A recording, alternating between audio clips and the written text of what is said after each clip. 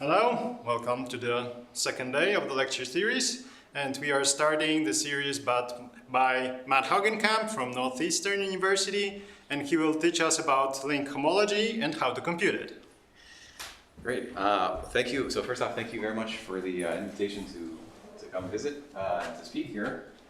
I'll start just by giving a rough maybe outline of what I plan to cover in the next couple of days.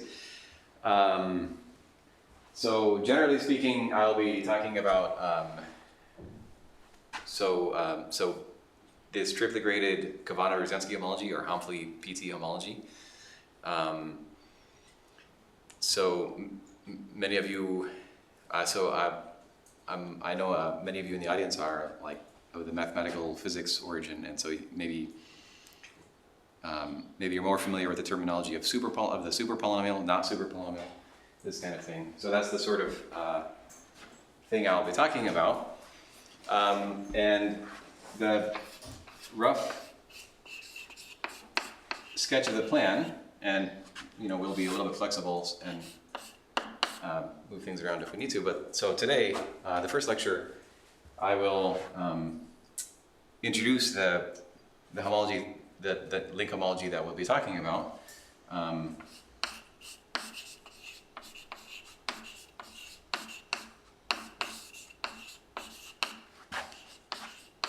So because I'm expecting people to be of mixed backgrounds, I should point out that the story is really interesting because the definitions are extremely technical and very algebraic. So in order to even define the thing that we're talking about requires a lot of maybe homological algebra, a lot of just algebra in general. But the way that we'll end up computing things uses none of that. So in order to talk about the thing that I'm computing, and in order for you guys to appreciate the power of these techniques for computing things, one must go through the definitions. But we should also not get completely bogged down in definitions because it's not actually what we'll use in the end to do any computations. So it's kind of a weird,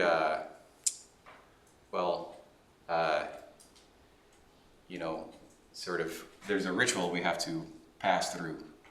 And then once we're on the other side of it, then we can talk about how to actually compute things. But if today is a little bit, or if the first lecture is a little bit sort of overwhelming, or if there's a lot that you don't know, maybe just view it as a rite of passage, and we'll, the next lecture or tomorrow, I'll show you how you can actually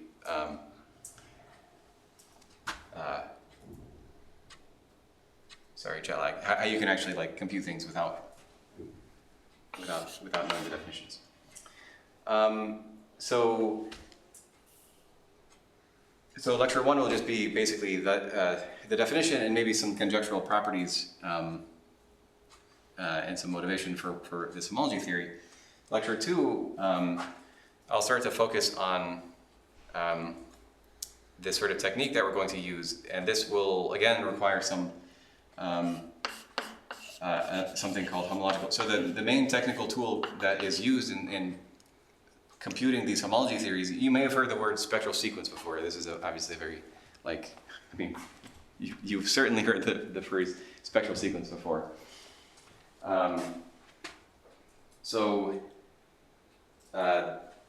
Lecture two,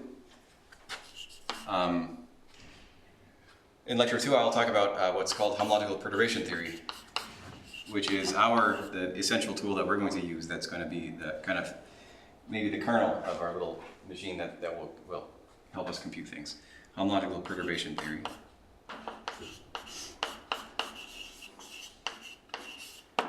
And this is basically a replacement of the usual story of spectral sequences.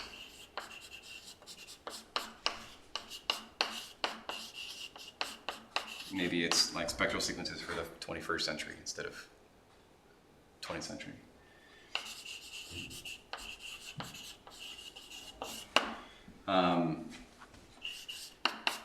And then The plan for the third lecture is actually to introduce this technique for computing things like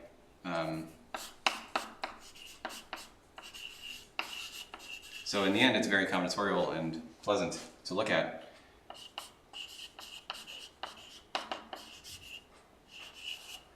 So we'll introduce the technique and then we'll apply it to torus links. The Kavanagh-Brzezinski homology of torus links is the subject of many conjectures, so there's a reason that we wanted to focus on these things in particular. They seem to play a really kind of central role in that theory. And then 4 is somewhat open-ended. I assume that these lectures will take longer than we planned them to. So the plan for 4 is I'd like to talk about a little bit of, so in today's talk I'll mention a couple of conjectures that are, well, I guess at least one of them is proven now. And the plan for lecture 4 is to talk about some of those structures, in particular maybe the symmetry of KR homology. But if there's something in particular that comes up during lectures 1 and 2, maybe I'll address that in the 4th lecture as well. Okay. So that's the rough plan. Okay, so before I start jumping into Kavanagh-Brzezinski homology, let's introduce the version of the Homfle PT of the link polynomial that we will be categorifying.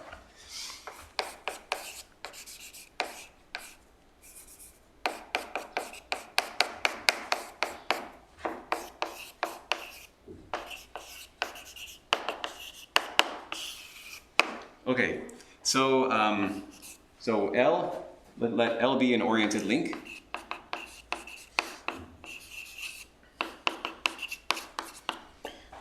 So it's a knot but with many components and then an orientation of each component.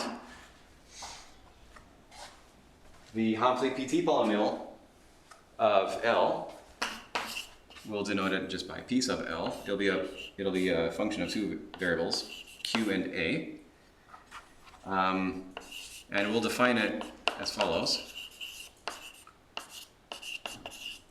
So I will write this down using the normalization that will be relevant once we categorify. So it'll look a little bit unfamiliar at first. If you have seen the Homfle PT polynomial before, this will look a little unfamiliar. So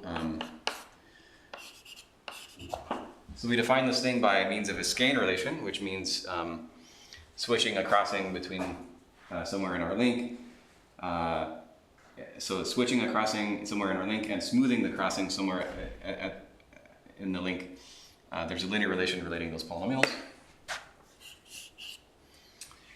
The invariance of the unknot is 1 plus A over 1 minus Q squared. And it's not actually the sort of the thing that I'm defining via these pictures is actually unnormalized, so it satisfies some funny relations like this.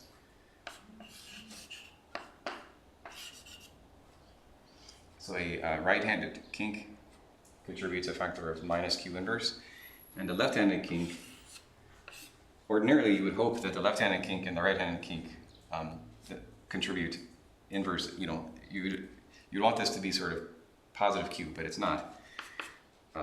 It's a Q inverse. So this looks right now very strange. So to get a properly normalized actual link invariant,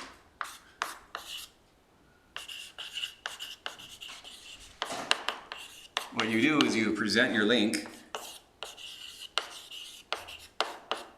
as the closure of a braid. So your link is, so you take a braid on some number of strands and you close it up.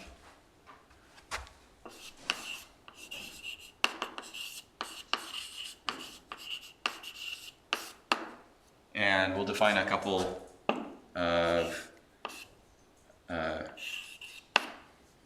integers. So n will be the braid index, so the number of strands in that braid index or braid width. We'll let e of beta be the signed number of crossings. In other words, it's the rise of the diagram.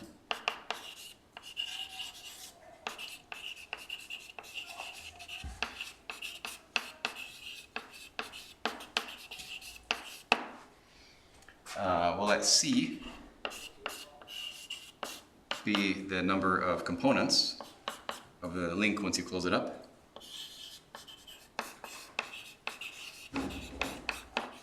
Okay. And then the proper normalization, which no one ever cares about except for me, but maybe you guys do, is the following.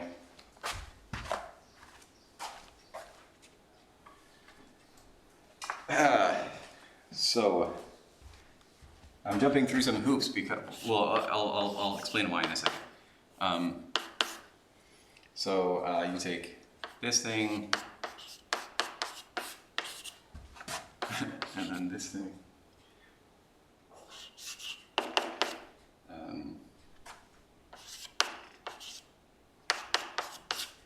think that ought to do it.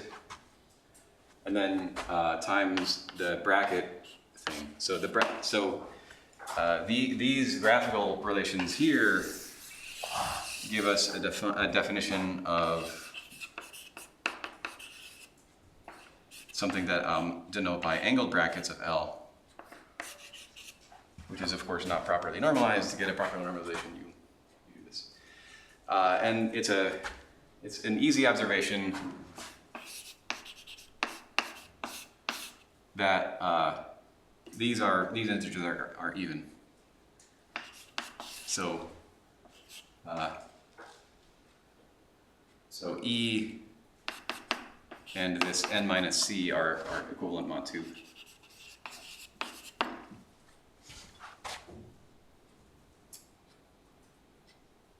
So both of those integers are even.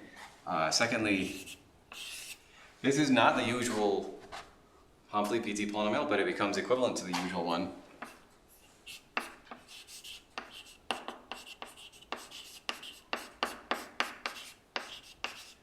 Once you sort of choose the square root of negative a.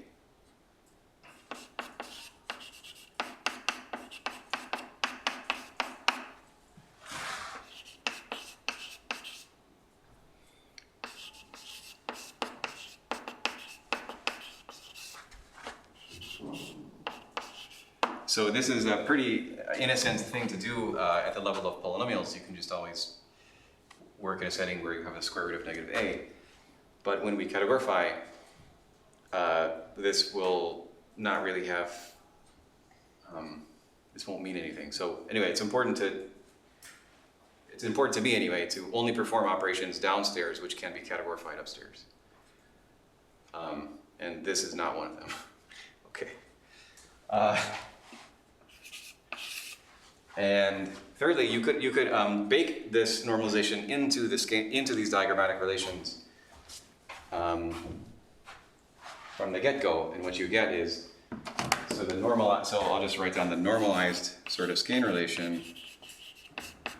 In case you're curious, which why wouldn't you be? The normalized skein relation. So it depends on the number of components of our link, which is kind of interesting because that's a global thing that it is not visible on the level of just sort of bits of picture.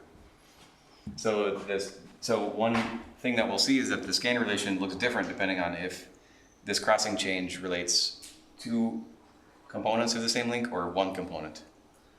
So if the crossing change is between two strands of the same link component, then you'll get a different relation than if they're different components.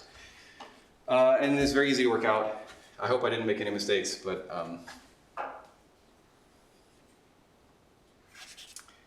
no promises. Sorry, no, this should be correct. Okay, so the skein relation is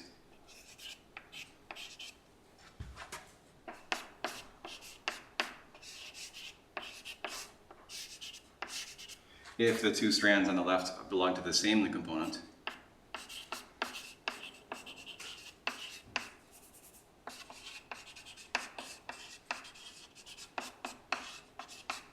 So at the left-hand side, these are the same components of L, but on the right-hand side, once you smooth, they're different components of L. So, and then otherwise you get like negative A inverse plus, sorry, minus.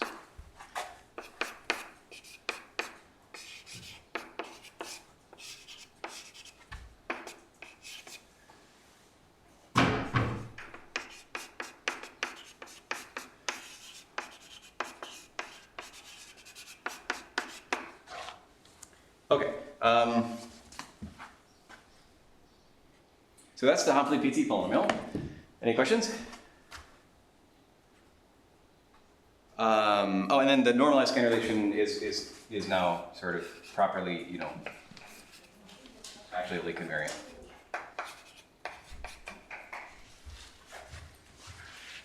Okay.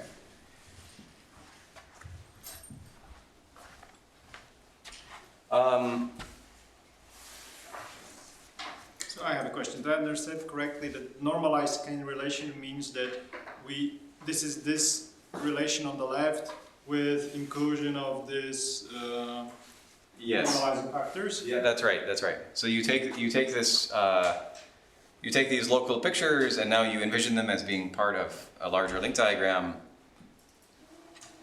and you rescale that evaluation by this factor. Well, then it changes those. Yeah. So yes. That's exactly right. So you take exactly these relations and you rescale by this factor globally. The corresponding relations become this. So like basically this crossing differs from being a properly normalized crossing by some factor involving the square root of A. Because and so on. So you introduce those factors of square root of A, and then you rearrange, and you get these relations. Okay.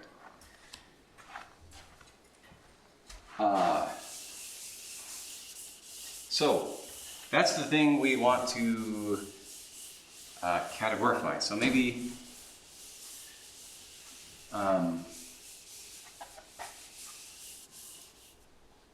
maybe I'll say carefully what this means. So if that was section 1, section 2,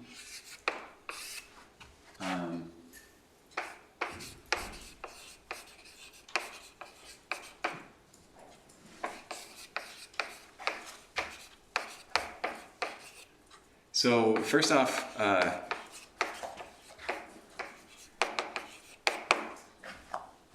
well, do I want to see polynomial? I'm sorry.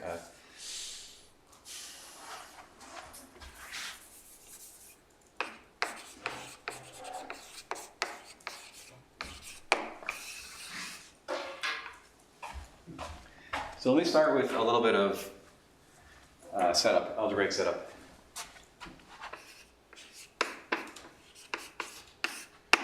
So the aim is, when we talk about categorifying a, well,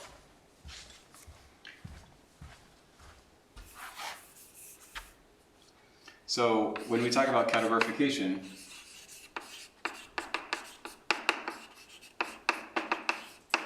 this is a very abbreviated version of, this is a very, very abbreviated version of a larger story. So when we talk about categorification, it's actually a little bit easier to talk about the reverse process, like namely decategorification. Decategorification. Okay. So vector space.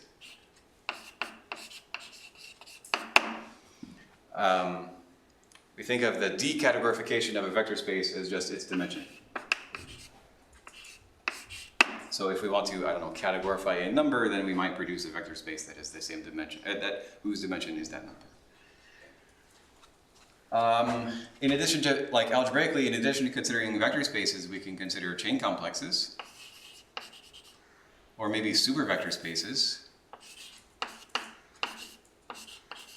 So a supervector space, maybe we'll think of, should just be thought of as a Z mod 2 graded vector space. A Z mod 2 graded vector space should be thought of as just the direct sum of its even part and its odd part. And I'm going to write S maybe for the thing that indicating that this is odd. I don't know. And then the decategorification of a supervector space should be, well, it's the dimension of the even part minus the dimension of the odd part.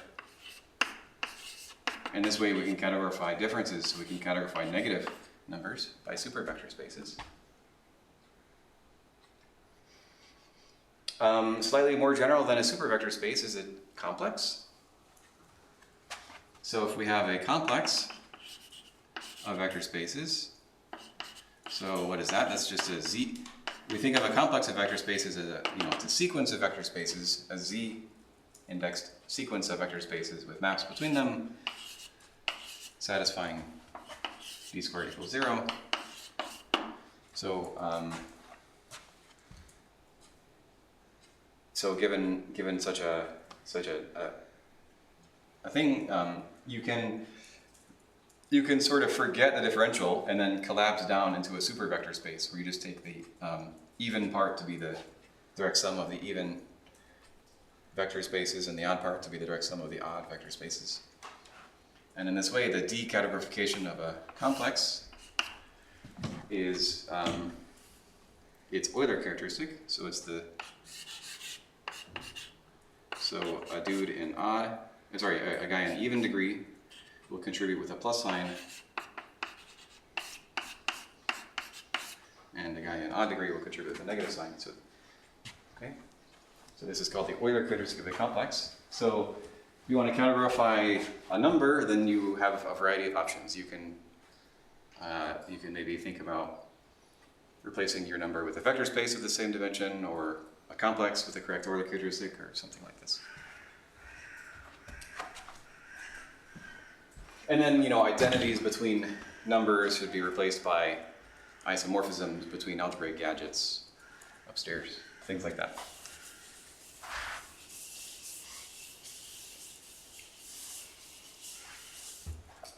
I don't know if this offends anyone, but I know that the parallel lecture series is on causal duality.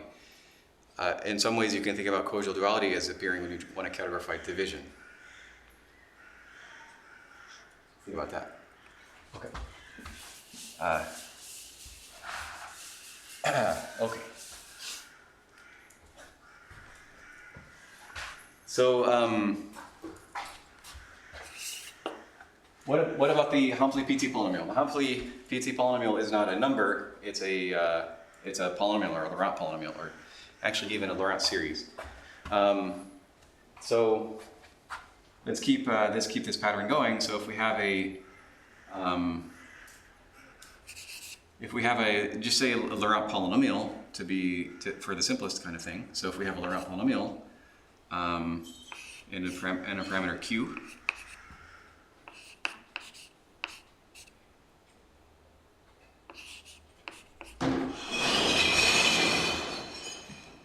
we will categorify Laurent polynomial with a parameter q by a graded vector space. So a Z graded vector space.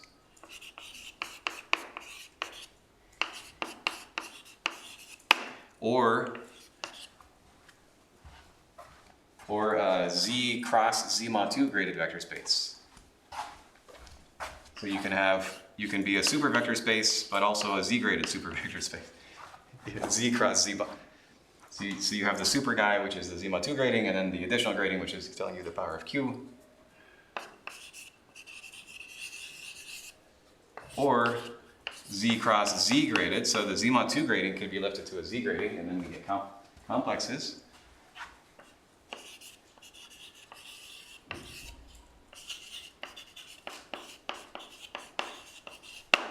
Okay, and then the more parameters you have in your Laurent polynomial just give you additional gradings.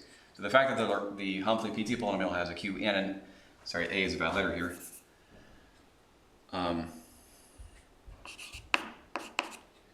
The fact that the Humphrey PT polynomial has a Q and an A means that we will want to categorify it with an overall triplet graded object.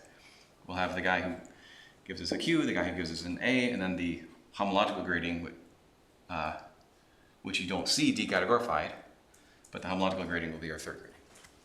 Okay, so with that, let me kind of tell you it's a little bit, a necessary but not exactly the most fun thing to go through. Maybe let's be on this, make sure that we're on the same page or on the same level about notation and conventions and stuff like this, because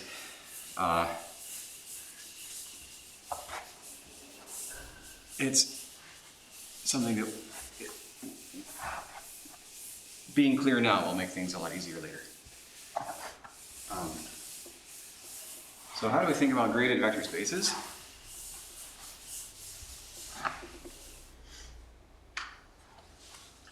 And in fact, let me just jump ahead to talk about triplet graded vector spaces, rather than just like let's just talk about triplet graded vector spaces.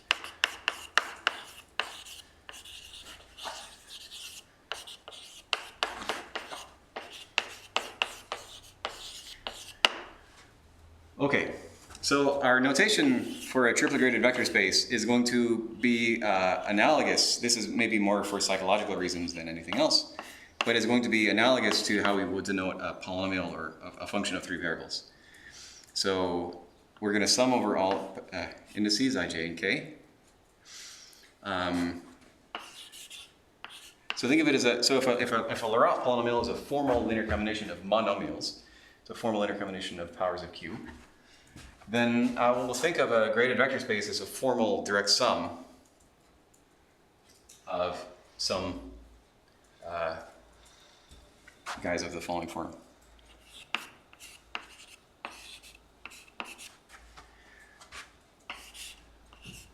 So for each triple of indices I, j, and k, we'll choose a vector space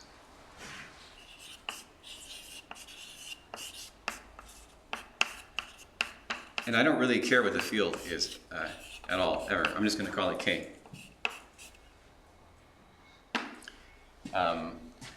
And then our notation for a triplet graded vector space is just this. So you choose for each triple of indices I, j, and k, you choose a vector space, and then the collection of all of them is just going to be denoted kind of formally by this expression. Okay?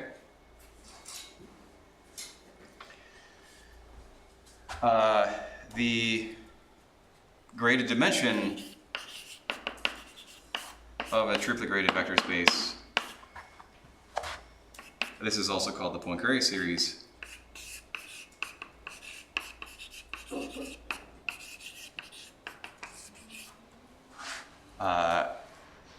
is defined to be the expression you get by decategorifying kind of everything in sight. So you just you replace the v ijk by its dimension.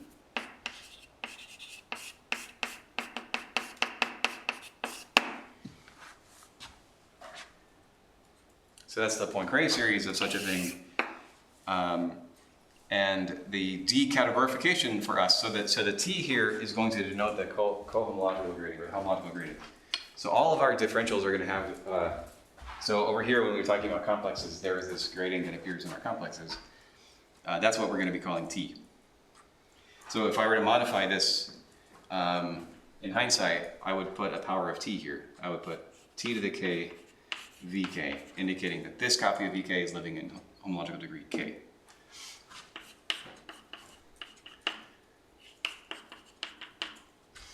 And then the Euler characteristic is obtained from the graded dimension just by plugging in t equals -1. So the Euler characteristic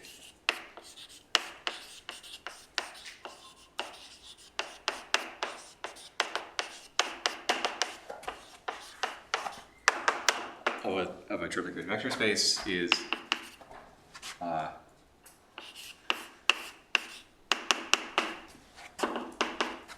it's just the Poincare series, or the greater dimension rather. Where you plug in t equals -1. And then I just want to put in parentheses whenever this makes sense. This doesn't always make sense because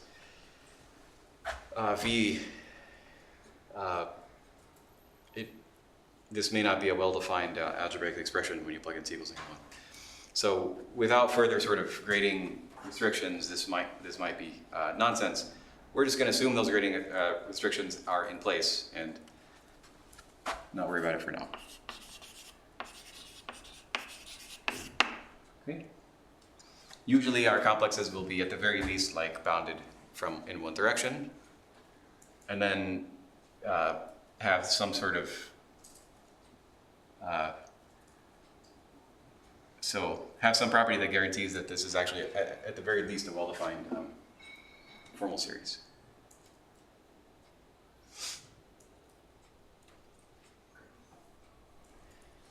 And then the aim of something like Kavanagh-Brzezinski homology, so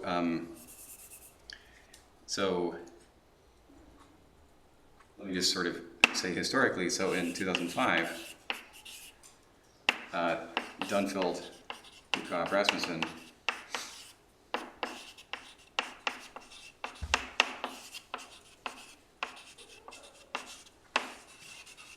conjectured the existence of homology theory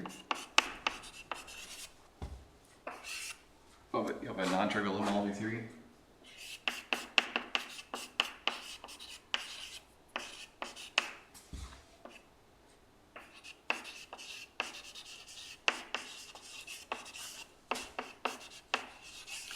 And we're just going to call it H of L, but a triplet graded.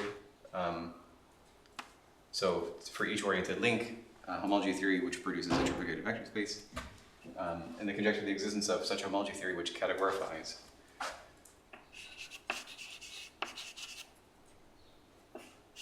the Hopfli-PT polynomial.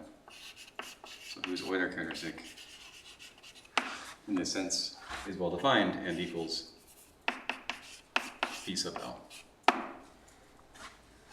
Okay. And this was constructed rigorously by Kavanagh and Brzezinski 3 years later, or published 3 years later.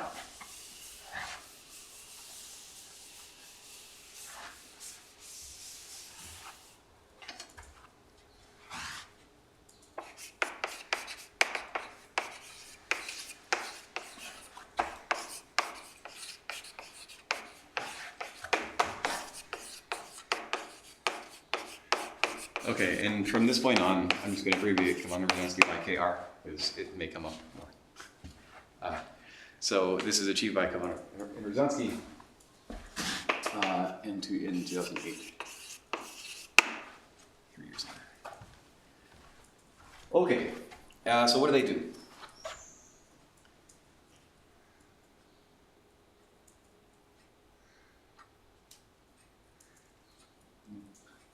At this point, homology theory means just a way to associate to L chain complex or something more. Yes. Yeah. That's right. No, like, no axioms. No functoriality of any kind. Just. That's right. Yeah. Yeah. That's a really fun thing to think about, like what would be the sort of like axioms of being a homology theory for links. Something I like to think about from time to time. But yeah, no, I just mean like an algebraic way of assigning to each link chain complex whose homology is an invariant of the link and has the correct Euler characteristic. Now, this statement is almost vacuous because there's always a trivial way of promoting a vector space to. There's a trivial way of promoting a Laurent series with integer coefficients into a super vector space or whatever. So you can always just sort of trivially categorify everything. So hidden in this sentence, in the statement, is they conjecture a whole list of properties that such homology theory is supposed to satisfy. A lot of structural properties, which are in fact enough. So without even constructing rigorously this invariant, they conjecture that this thing is so highly structured, like the structure almost overdetermines the invariant, or in fact it does overdetermine the invariant in small cases. So they conjecture that this thing exists and satisfies lots of other sort of properties, like many other little differentials acting on it. Like a big algebra, they conjecture that a big algebra acts on this thing with some more predictions. And then using those predictions, they say, well, if this homology theory exists with these properties, then in fact those properties uniquely determine it. And anyway, so I haven't really said anything of consequence with that. Yeah. Okay. So okay. So I just want to say all differentials at this point. So we're going to be considering complexes whose underlying vector spaces or whatever are triply graded. So we have a Q grading, an A grading, and then this thing T, which is the homological grading. And let me just say that from this point on, all differentials increase the T degree by 1.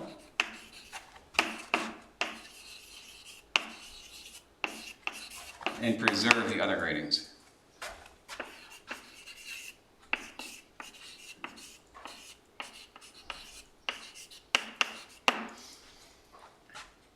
So because the differential is homogeneous with respect to the three gradings, so if you have a triply graded complex, so a triply graded vector space together with the differential of these degree, whose degree, which increases T by 1 and preserves Q and A. So if you have such a triply graded complex,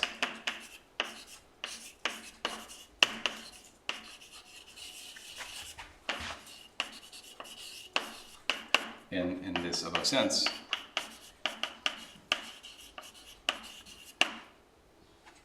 then its homology, so let's call this complex X, then the homology of X is a triply graded vector space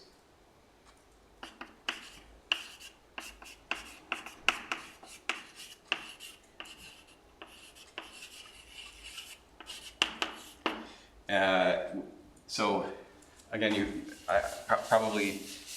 don't need to know so many details about homological algebra really at the end of the day once we start computing things, but just to be totally precise, let me just say that the homology of X, well, it's the kernel of the bit of differential that maps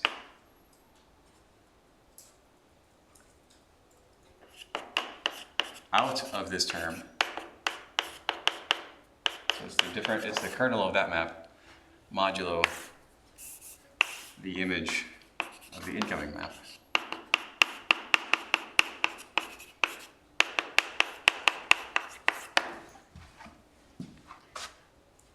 Okay, so it's a triply graded thing. Okay, so now the actual Kavanagh-Rorzensky homology, I will kind of review the construction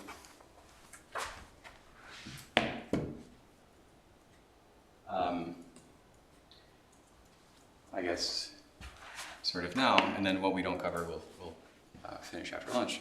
But what the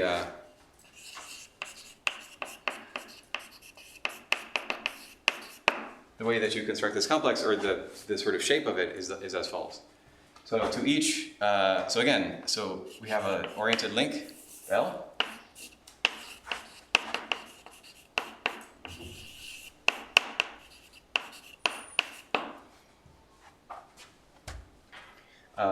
We choose a braid representative. So we write L as the closure of a braid.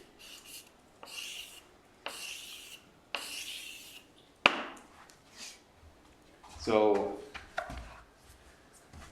Kavanagh and Rosansky define a complex, which depends on the braid, which a priori depends on the braid.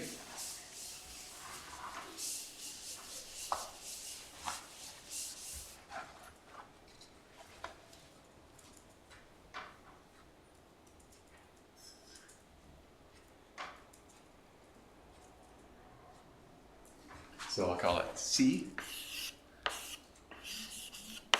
of the braid. Actually, yeah, I guess I'll write C of the braid beta. So what it is it's the, so it's a triple graded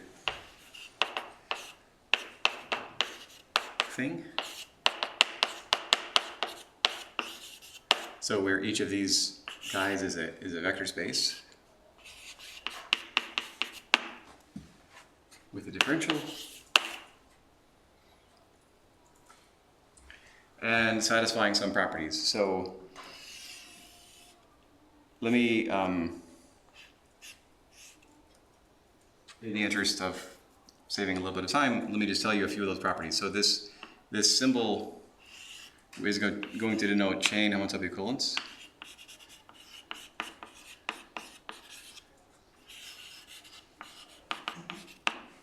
So the Reidemeister moves are satisfied up to homotopy and up to some overall shifts. And let me tell you those shifts now. So this crossing, this kink contributes a factor of homological shift and then Q shift. The left-handed kink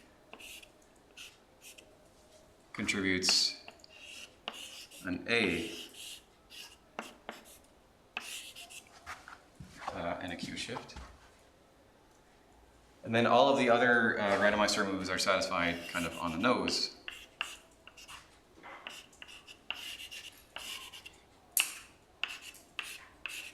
Up to homotopy equivalence, but no shifts.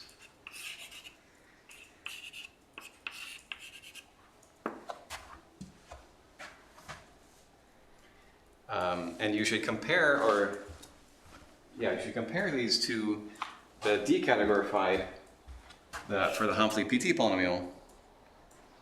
Well, we had very similar relations decategorified.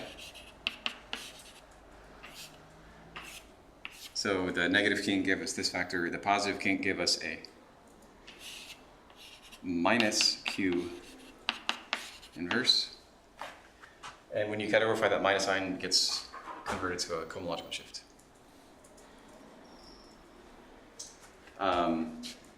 And anyway, so there's a the actual normalization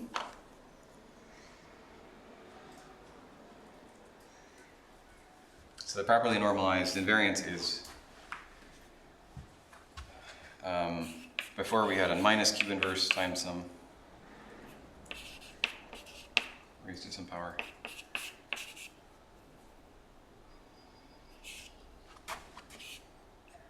Now we have a TQ inverse. So I'm denoting grading shifts by the monomials that correspond to those grading shifts. So if you apply this grading shift functor to our complex, this is the properly normalized complex. So the homology of this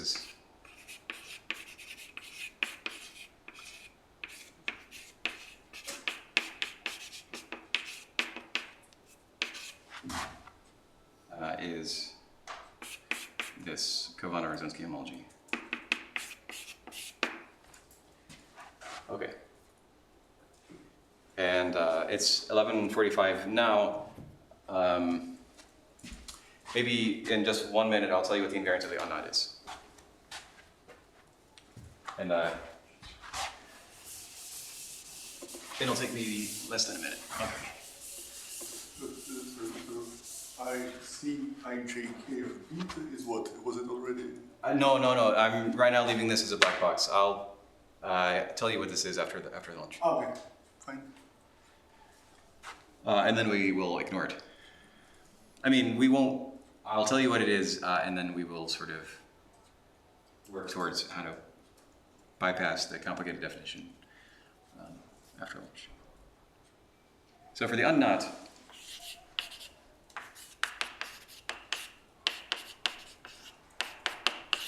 it turns out, again, this is not anywhere clear because I haven't actually defined the thing for you yet, but it will turn out that the invariance of the unknot is a super polynomial ring. So you have one even variable x, one odd variable theta. So the even variable x has degree, allow me to say it has degree q squared. It has degree 2, 0, 0. And then the theta, the odd variable, meaning a square is 0, has degree a. And so the graded dimension of this homology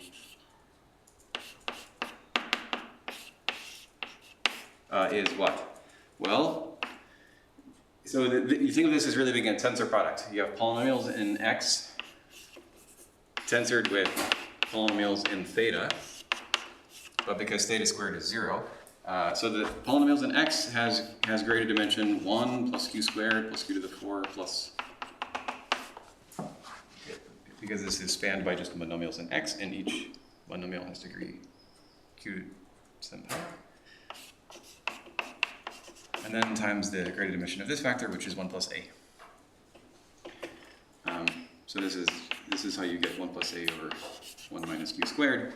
There's no t, there's no cohomological grading. This whole entire thing is situated in cohomological degree 0. And so this graded dimension is equal to its Euler characteristic, which is the Hopefully polynomial of the unknown.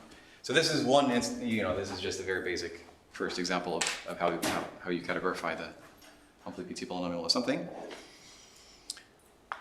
And we'll say more after lunch. Thanks, guys.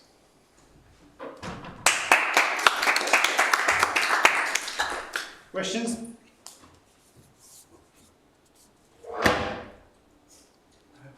Yeah. Unrelated. You said, how can a formal series doesn't make sense? I mean like 1 minus 1 plus 1 minus 1 plus 1 minus 1 plus 1 minus 1. You might have this kind of occurrence. And you rule that out by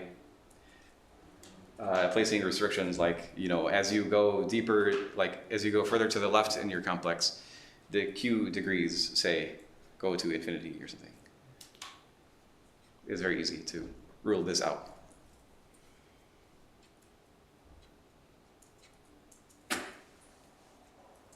Other questions? Let's thank Matt again. I'll stop the recording.